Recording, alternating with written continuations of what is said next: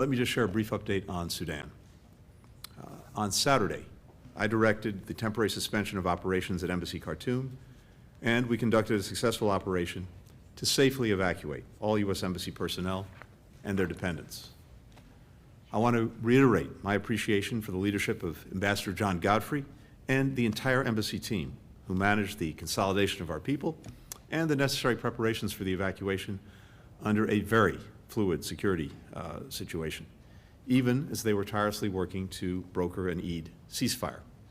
I could not be prouder of our team, most of whom are now en route back to the United States. I especially want to express my gratitude to Secretary of Defense Austin, Chairman of the Joint Chiefs Milley, and the men and women of the U.S. military who executed the evacuation operation with their usual extraordinary precision and skill. They once again demonstrated that they are the finest in the world. A decision to suspend operations at the embassy, remove our personnel from their assigned posts, is among the most difficult that any secretary has to make. But my first priority is the safety of our people, and I determined that the deteriorating security conditions in Khartoum posed an unacceptable risk to keeping our team there at this time. I want to be clear that even as we have temporarily suspended operations on the ground in Khartoum, our diplomatic and consular work in Sudan continues.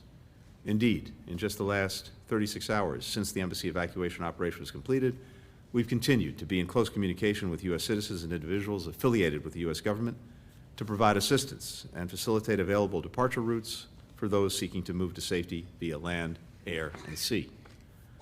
This includes Americans who are traveling overland in the UN convoy from Khartoum to Port Sudan. We also continue to coordinate with allies and partners who are conducting their own operations and to leverage those efforts to include Americans. We're taking further steps to support Americans and are exploring options to return a diplomatic and consular presence to Sudan as soon as possible.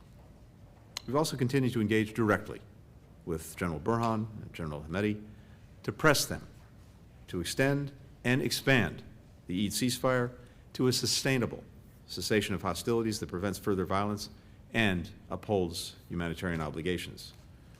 The Sudanese people are not giving up on their aspirations for a secure, free, and democratic future. Neither will we. The United States will work with all parties in coordination with regional and international partners to bring an end to the fighting and a return to the transition to a civilian government. Hey, thank you for watching. Please go to newsnationnow.com, newsnationnow.com, and you can find NewsNation on your television provider. And don't forget to click the red subscribe button down below. Then you will get more of NewsNation's fact-driven coverage.